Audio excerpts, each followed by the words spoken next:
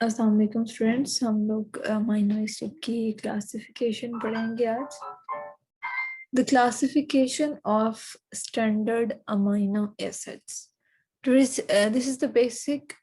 This is based upon the type of the side chain. यानी जिस तरह की साइड चेन होगी, ठीक है, उसके ऊपर बेस करके, यानी आर ग्रुप के ऊपर बेस करके ये सारी क्लासिफिकेशन है, ठीक है. R group present because it is the side chain which gives distinctive properties to the amino acid. क्या कह रहा है कि जो R group है वो क्या कहता है, एक स्पेशल किस्म की प्रॉपर्टीज जो हैं वो अमीनो एसिड्स को देता है, जिस वजह से उनकी हमने क्या कर दी है, classification. Amino acids with the non-polar aliphatic side chains. These include the glycine, alanine, valine, leucine, and isoleucine.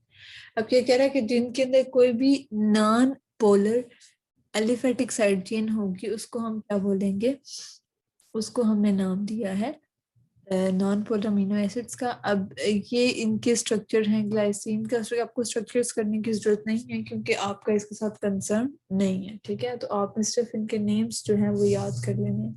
Glycine, alanine, valine, leucine, जो भी उसने बोले हैं, तो ठीक है. इसमें आर ग्रुप की जगह क्या लग गया, इधर हमारे पास जो है वो इधर हाइड्रोजन है ग्लाइसिन में, इधर क्या है, मिथाइल ग्रुप है, इधर क्या ल्यूसीन पे आ जाते हैं जो प्रोलीन नहीं करना. तो इसी तरह ये क्या है, जैसे जैसे हम आर ग्रुप को चेंज करते हैं जाते हैं तो हमारे पास एक डिफरेंट किस्म का अमीनो एसिड जो है वो आ जाता है.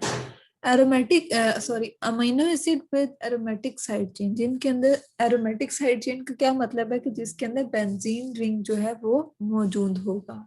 These include phenylalanine, tyrosine, tryptophan, and they are said to be relatively polar. ठीक है, इसके अंदर कौन कौन से हैं ये सारे स्ट्रक्चर मैं आपको दिखा देती हूँ. और ये क्या है, क्या कह रहा है, ये रिलेटिवली पोलर हैं, ये पोलर ग्रुप है. अच्छा, ये देखें, इसके अंदर ये फिनाइलएलानीन है, टायरोसिन है और ट्रिप्टोफैन, ये इन सब के जो हैं वो स्ट्रक्चर हैं. ये देखें, इसमें ये बेंजीन रिंग लगा दी, इसमें ये वाला बेंजीन और साथ ओ, इसमें बेंजीन रिंग के साथ ही अमीन लगा दिए, ठीक है. तो इसका डिफरेंस इस तरह से है. अब इसको आपको बस नाम याद करने की जरूरत है क्योंकि आपकी बुक में बायोकेमिस्ट्री आपके मेडिसिन केमिस्ट्री जैसा कुछ भी नहीं है आपके सिलेबस में. तो आपने बस इनके एज इट इज जैसे ये नेम्स लिखे हुए हैं तो आपने ये याद कर लेने हैं, लेकिन आपने ये नेम्स जो है एक दूसरे के साथ इसको मिक्स नहीं करना. आपको पता होना चाहिए कि जो non polar aliphatic side chain है उसके अंदर कौन कौन से हैं और जो एरोमेटिक है उसके अंदर कौन कौन से अमीनो एसिड मौजूद हैं. Side chain containing the hydroxyl group, ठीक है. इसमें क्या होगा, साइड पे क्या लगा होगा, हाइड्रोक्सिल ग्रुप लगा होगा. इसकी एग्जांपल क्या है, सीरीन और threonine. Amino acid with side chain containing sulphur atom, इसमें क्या होगा, साइड चेन यानी आर ग्रुप की जगह क्या लगा होगा, कोई भी सल्फर और साथ कुछ और ग्रुप लगे होंगे. तो ये क्या है, लेकिन सल्फर लाजमी तौर पे मौजूद होगा. इसके अंदर है सिस्टीन और methionine. Amino acid with acidic side chain, इसमें क्या होगा, कोई एसिडिक ग्रुप लगा होगा, यानी ग्लूटामिक एसिड और स्पार्टिक एसिड इसकी एग्जाम्पल है. Amino acid with basic side chain, जिसके अंदर कोई बेसिक साइड चेन होगी, इसके अंदर क्या होगा, लाइसिन है, ऑर्जिनिन है और हिस्टिडीन है. अच्छा, इसके अंदर एक और 7 अमीनो एसिड होगा, उसकी जो एग्जांपल है वो क्या, प्रोलीन है. नॉन स्टैंडर्ड अमीनो एसिड की अगर हम बात करें, non standard amino acid are those amino acid which contrary to the standard amino acid already described do not take part in the protein synthesis but many of them play important role in the body. क्या कह रहा है कि इनसे हम protein synthesis नहीं करते लेकिन इसके जिस्म के अंदर और बहुत सारे काम हैं. There are several hundreds of such amino acid, a few of which having important physiological function are given below. Citrulline है, ornithine है, arginino succinic acid है. आपने जो पढ़ने हैं वो है बीटा एलेनिन, पेंटोथेनिक एसिड और गामा अमीनो ब्यूटायरिक एसिड और डाइहाइड्रोफिनाइल एलानिन, ठीक है. यही आपने इनके जो है फंक्शंस पढ़ने. It is a part of a molecule of vitamin namely pantothenic acid. Pantothenic acid क्या होता है, पेंटोथेनिक एसिड की अगर हम बात करें तो इसके अंदर जो ग्रुप होता है वो क्या होता है, ये देखिए पेंटोथेनिक का स्ट्रक्चर है पेंटोथेनिक एसिड का, और क्या कह रहे हैं कि ये वाटर सॉल्युबल विटामिन है, यानी पानी के अंदर सॉल्युबल हो जाने वाला विटामिन है। One of the B vitamin, इसको कहते हैं B5, ठीक है। It is synthesised from the amino acid beta alanine and pantoate और पेंटोइक एसिड, ठीक है। पेंटोइक एसिड और बीटा एलोनिन को जब हम मिलाते हैं तो क्या बन जाता है, पेंटोथेनिक एसिड। अब क्या कह रहे हैं, unlike vitamin E it occur, ठीक है। अब ये कह रहे बहुत सारी जगहों पे ये मौजूद होता है, बहुत सारे फलों और सब्जियों के अंदर मौजूद होता है। और इसके आगे नेक्स्ट जो है वो आपकी बुक के अंदर भी थोड़ी सी एक्सप्लेनेशन दी हुई है, वो भी पढ़ लेते हैं। पेंटोथेनिक एसिड क्या चीज होता है, कि आपने भी पढ़ा ना, बीटा एलेनिन और साथ हम अगर पेंटोइक एसिड को मिलाएंगे तो फिर पेंटोथेनिक एसिड बनेगा, ठीक है। तो ये क्या है, पेंटोथेनिक एसिड का एक पार्ट क्या है, alanine. Pantothenic acid, it is widely distributed vitamin. It forms a part of the coenzyme A. आपके कह रहा है कि coenzyme A का एक पार्ट बनाता है, जिसको हम क्या कहते हैं, CoA/SH are just CoA, ठीक है, coenzyme A which takes of the metabolic, अच्छा क्या कह रहे हैं कि ये किस चीज में इस्तेमाल होता है, मेटाबॉलिक रिएक्शंस में इस्तेमाल होता है। मेटाबॉलिक रिएक्शंस क्या है, जैसे क्रेब्स साइकिल वगैरह, इन सब के अंदर कोएंजाइम ए जो है वो इस्तेमाल होता है। Gamma aminobutyric acid, it occurred in brain and other tissues. It has very important physiological role as a neurotransmitter. जो हमारे पास जितने भी एंटी डिप्रेसेंट ड्रग आती हैं वो सारी क्या होती हैं, वो गाबा के ऊपर एक्ट करती हैं। जो एंजाइटी की मेडिसिन आती हैं वो भी गाबा के ऊपर एक्ट करती हैं, क्योंकि ये दिमाग के अंदर मौजूद होता है और दूसरे बहुत सारे टिश्यूज के अंदर, स्पाइनल कार्ड वगैरह में भी है। तो ये क्या है, इसका बहुत ही इंपॉर्टेंट फिजियोलॉजिकल फंक्शन है, यानी जिस्म के अंदर इसके बहुत ज्यादा काम है एज अ न्यूरोट्रांसमीटर भी। किसके तौर पर एक्ट करता है, न्यूरोट्रांसमीटर के। न्यूरोट्रांसमीटर एक ऐसी चीज है जिसने आगे जाके बहुत सारे केमिकल रिएक्शंस को कराना होता है। डाइहाइड्रोक्सीफिनाइलएलानीन, it is formed in tissue during the metabolism of phenylalanine and tyrosine. क्या कह रहा है कि जब फिनाइल एलानिन और टायरोसिन का मेटाबॉलिज्म हो रहा होता है तो तब क्या बनता है, dihydroxy phenyl alanine. L-DOPA is being used in treating the Parkinsonism, as in the brain it gives rise to the dopamine, which is a neurotransmitter. जो पार्किंसनिज्म होता है इसके अंदर डोपामिन की कंसंट्रेशन जो है वो कम हो जाती है, ठीक है, डोपामिन की कमी हो जाती है। तो क्या कह रहे हैं कि उसको ट्रीट करने के लिए इस्तेमाल होता है, क्योंकि इससे क्या बनता है, एल डोपा बनता है, जो कि जो डोपामिन है उसकी एक फॉर्म है। पार्किंसनिज्म जो है उसके अगर हम बात करें तो पार्किंसनिज्म का जो ट्रीटमेंट वगैरह है उसमें क्या आ जाएगा कि आपने क्या देना होता है, एल डोपा देना, जैसे इधर भी लिखा हुआ था कि एल डोपा देना होता है। और क्या होता है कि इस कंडीशन में इंसान को क्या होता है, ट्रेमर हो जाते हैं पार्किंसनिज्म के अंदर, उसकी गर्दन कांपना शुरू हो जाती है, और जिस्म के अंदर बहुत सारी तब्दीलियां आती हैं, जिसमें क्या होता है, डोपामिन का लेवल कम हो जाता है और न्यूरॉन जो है वो इफेक्ट होते हैं। डिमिनिश सब्सटेंशिया नाइग्रा, ये क्या है, ब्रेन का एक पार्ट है, वो क्या होता है, उसका फंक्शन क्या हो जाता है, कम हो जाता है। तो इसके अंदर क्या होता है, ट्रेमर वगैरह होते हैं, यानी झटके वगैरह लगते हैं। नेक्स्ट क्या है, होमोसिस्टीन है। अब होमोसिस्टीन क्या चीज है, होमोसिस्टीन बेसिकली एक अमाइनो एसिड है जो कि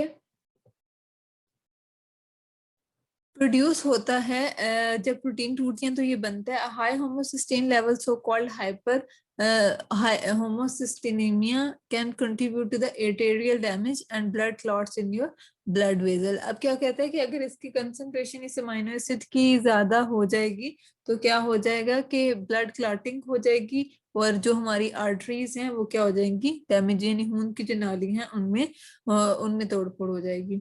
High homocysteine level usually indicate or deficiency in vitamin B12 और folate। क्या कह रहा है कि होमोसिस्टीन या अमाइनो एसिड का लेवल कब ज्यादा हो जाएगा, जब जिस्म के अंदर B12 या फॉलिक एसिड वगैरह की कमी हो जाएगी। Iodinated amino acids, these are monoiodotyrosine and diiodotyrosine, triiodothyronine, tetraiodothyronine, and the last two are basically thyroid hormone। क्या है, T3 और T4 क्या है, टेट्राआइडोथायरोनिन और ट्राईआइडोथायरोनिन क्या है, ये थायराइड हार्मोन को कहते हैं, ये उनकी 2 फॉर्म्स हैं, ठीक है। और बाकी भी उसने दिए हुए हैं कि आइडेटेड अमाइनो एसिड कौन कौन से होते हैं। अब अमाइनो एसिड्स का फंक्शन क्या है? Amino acids are building blocks of the protein. ये आप पढ़ चुके कि क्या होता है, प्रोटीन्स किससे मिलकर बनती हैं? अमाइनो एसिड से। So all the function which protein perform are the function of amino acid. तो जो भी प्रोटीन के फंक्शन हमने पीछे पढ़े वो सब क्या है? अमाइनो एसिड के फंक्शन है। Proteins are present in the cytoplasm as well as in the cell membrane of the cells without exception. क्या होता है? प्रोटीन्स क्या होती हैं? हमने पढ़े हैं कि अमाइनो एसिड वगैरह किस में मौजूद होते हैं? सेल मेम्ब्रेन के अंदर भी मौजूद होते हैं और सेल और साइटोप्लाज्म के अंदर भी मौजूद होते हैं। बीन्स के अंदर, नट्स के अंदर, पल्सेस के अंदर 20% होती है प्रोटीन। और beside forming structure elements of the body and important food constituent as well, they are also present in daily use article such as silk, leather and wool. क्या कह रहे हैं कि खाने पीने की अशिया या जिस्म के अलावा भी किन चीजों में मौजूद होती हैं? हमारे रोजमर्रा की अशिया के अंदर इस्तेमाल होती हैं, जैसे सिल्क के अंदर है, लेदर के अंदर है, वूल के अंदर है। The group of substances called enzymes which are biocatalyst of the body, and enzymes are mainly protein in nature. तो एंजाइम के भी जितने फंक्शन है वो मेनली किसके फंक्शन है? अमाइनो एसिड के फंक्शन है।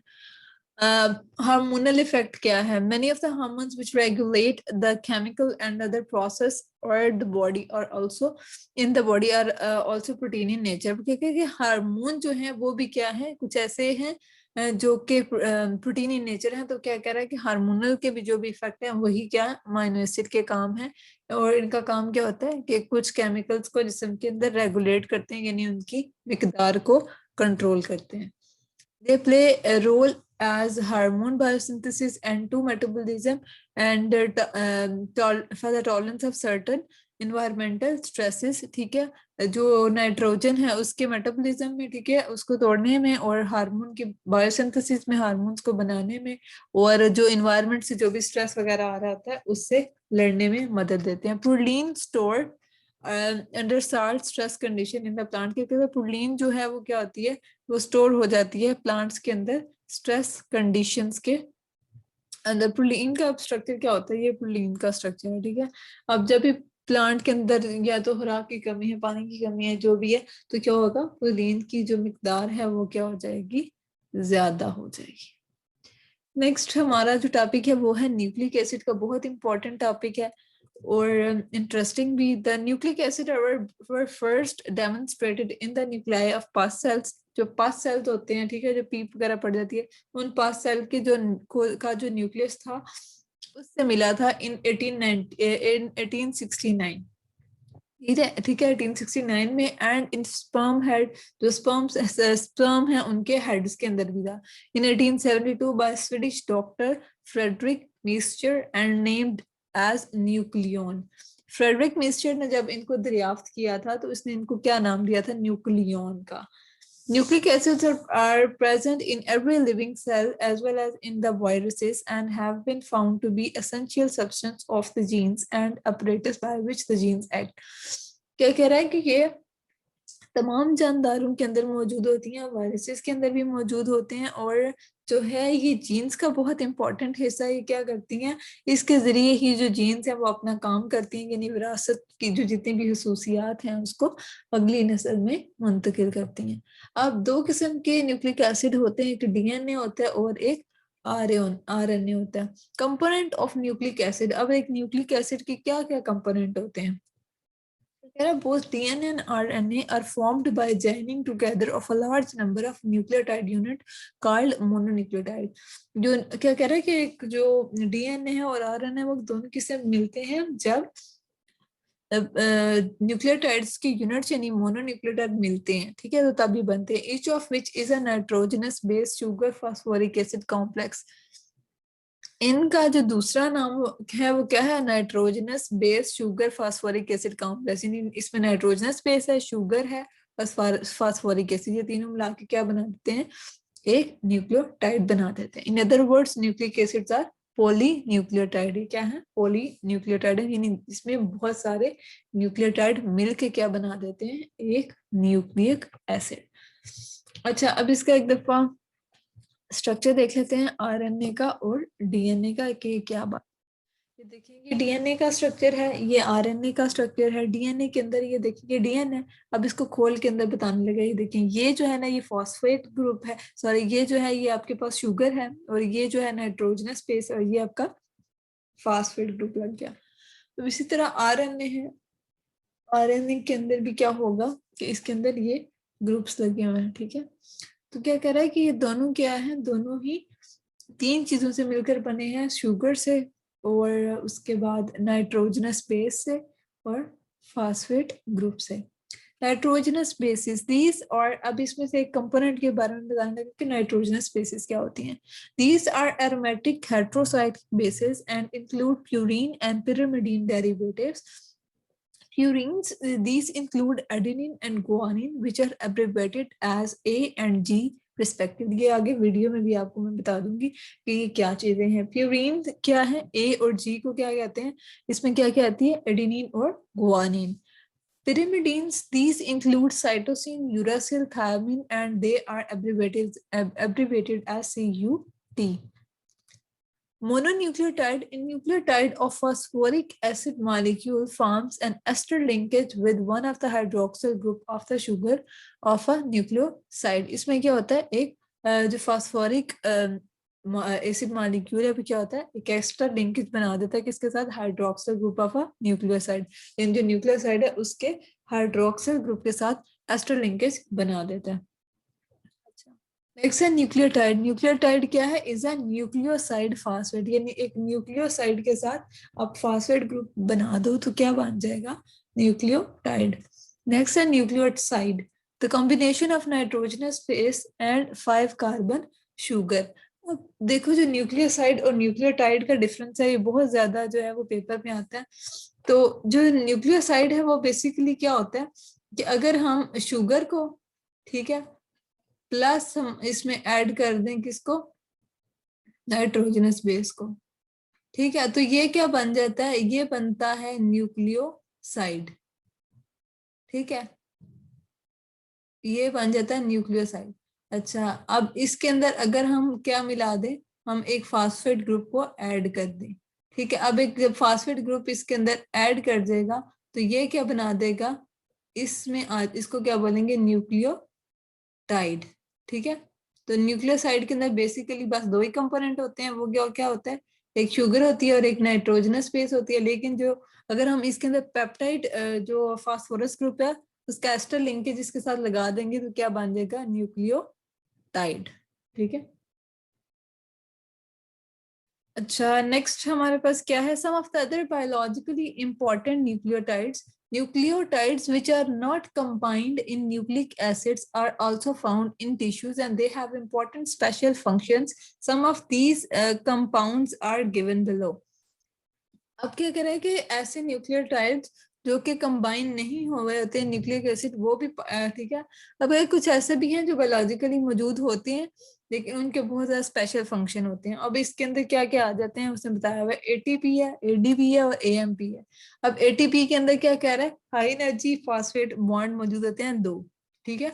यानी अगर डी के अंदर क्या है, दो फॉस्फेट ग्रुप होते हैं, एक के अंदर एएमपी के अंदर क्या होता है, एक फॉस्फेट ग्रुप होता है, इसके अंदर दो होते हैं और इसके अंदर तीन होते हैं। तो अगर हम इसको एक दफा देख लेते हैं, अब 3 यूनिट है हमारे पास, ये ट्राईफॉस्फेट का अगर बॉन्ड है तो इसके अंदर क्या है, एक और दो, दो बॉन्ड मौजूद होंगे। और जो एडीपी है उसके अंदर सिर्फ क्या होगा, एक हाई एनर्जी बॉन्ड मौजूद होगा। तो ये क्या है, ये एटीपी है और ये क्या है, एडीपी है। और जो एएमपी है वो क्या है, वो मोनो होता है, यानी उसके अंदर सिर्फ एक ही होता है फॉस्फेट ग्रुप।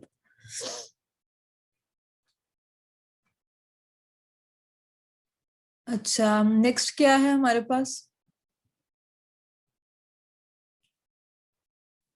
नेक्स्ट है हमारे पास characteristics of RNA.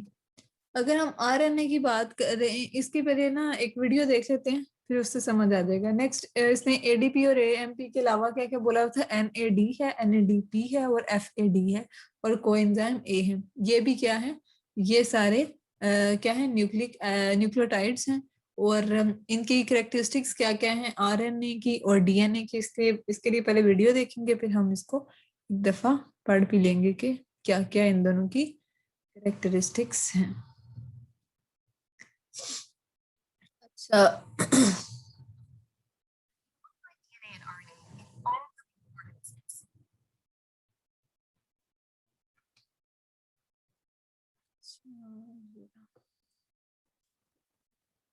In eukaryotic cells, DNA tends to be found in the nucleus, while you can organisms. In eukaryotic cells, you will find DNA and RNA in all living organisms. In eukaryotic cells, DNA tends to be found in the nucleus, while you can find RNA both inside and outside of DNA सिर्फ जो होगा वो किसके अंदर मौजूद होता है, nucleus के अंदर, यूकैरियोटिक सेल के अंदर, और जो आरएनए है वो अंदर भी मौजूद होता है और बाहर भी मौजूद होता the nucleus. Prokaryotic cells don't have a nucleus. Both DNA and RNA are nucleic acids, which are a type of biomolecule. Nucleic acids have a monomer, which, if you remember from our biomolecules video, a monomer is a building block. ये कह रहे हैं nucleic acid के component किस तरह के होते हैं, ये अब न्यूक्लियोटाइड का बता is a nucleotide, so both DNA and RNA have nucleotides. The nucleotides of both RNA and DNA have 3 parts: a phosphate, sugar, and a base. Let's draw 6 nucleotides of DNA and 6 nucleotides of RNA. DNA is generally double-stranded, and if focusing on these 2 strands of nucleotides here, you can see they run anti-parallel to each other. RNA is generally single-stranded, so you are just seeing one strand here. The sugar in DNA is deoxyribose, and the sugar in RNA is ribose. This makes sense because DNA stands for deoxyribonucleic acid. That's helpful to know because the deoxyribose is a sugar, and nucleic acid is that type of biomolecule it is. RNA stands for ribonucleic acid, as its sugar is ribose. The bases in DNA are adenine, thymine, guanine, and cytosine. It helps to remember the popular mnemonic apples in the tree. That helps you remember that A goes with T, and car in the garage. So C goes with G, to understand how DNA bases pair. The bases in RNA are adenine, uracil, guanine, and cytosine. Notice the different one? It's uracil.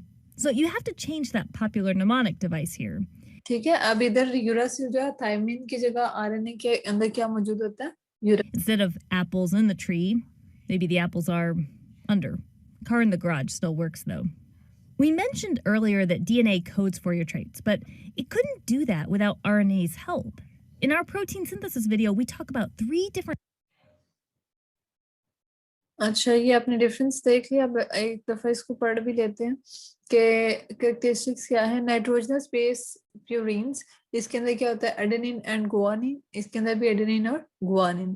Pyrimidine कौन कौन सी होती हैं? इसमें cytosine और uracil, लेकिन इसमें uracil की जगह क्या होती है? थायमिन होती है। Relative amounts of complementary bases highly variable हैं जो कॉम्प्लीमेंट्री बेसिस हैं, और इसके अंदर a always equal to 2T, यानी एडेनिन हमेशा थायमिन की जितनी होगी, जी है वो हमेशा सी के जितनी होगी। Total purine purine total pyrimidine 80 का, वो क्या कह रहा है कि जो डीएनए के अंदर जो है ना वो तो हमेशा AC और CT का स्ट्रक्चर बनता है और ये दोनों बराबर बराबर होती हैं, लेकिन जो आरएनए होते हैं इसके अंदर डिफरेंट होती हैं। ये जरूरी नहीं है कोई बराबर मिकदार में मौजूद हो। शुगर एज फ्यूरानोसाइड फॉर्म की अगर हम बात करें, पी फ्यूरानोसाइड, इसमें राइबोज है, इसमें डिऑक्सीराइबोज है, जैसे कि उसने वीडियो के अंदर भी बताया था कि जो है इसके अंदर राइबोज शुगर होती है, इसके अंदर डिऑक्सीराइबोज होती है। इसमें फास्फोरिक एसिड इसके अंदर प्रेजेंट होता है, इसके अंदर भी प्रेजेंट होता है। लोकेशन इन द सेल की अगर हम बात करें, मेनली साइटोप्लाज्म के अंदर, सामिन न्यूक्लियस, ये मैंने आपको उस वीडियो में भी बात बताई कि ये क्या होता है, न्यूक्लियस के अंदर होता है कुछ, ये साइटोप्लाज्म में नहीं, माइटोकॉन्ड्रिया के अंदर मौजूद होता है। तो मेनली ये किसमें है? ये न्यूक्लियस के अंदर ही मौजूद होता है। नेक्स्ट है, ये माइटोकॉन्ड्रिया के अंदर भी इसलिए मौजूद है क्योंकि माइटोकॉन्ड्रिया के पास अपना जो है वो मौजूद होता है, cell membrane etcetera, basic structures. Molecular weight smaller than DNA, larger than RNA, or molecular जो shape है single stranded which may be coiled on itself, and in certain cases it has double helix part. Really double stranded RNA has also been found even in the human. अब क्या कह रहा है कि mostly क्या होता है, ये सिंगल स्ट्रैंडेड होता है, यानी इसका सिर्फ एक ही स्ट्रैंड होता है, लेकिन कुछ केसेस में इसका डबल स्ट्रैंड भी मौजूद है, और कुछ ह्यूमन के अंदर भी थोड़ी सी अमाउंट में मौजूद होता है, रेयरली। अब क्या कह रहा है कि डबल स्ट्रैंडेड होता है हमेशा और इसमें डबल हेलिक्स बनता है। नेक्स्ट इसकी डिटेल है दोनों की, ये हम ना नेक्स्ट लेक्चर में कवर कर लेंगे।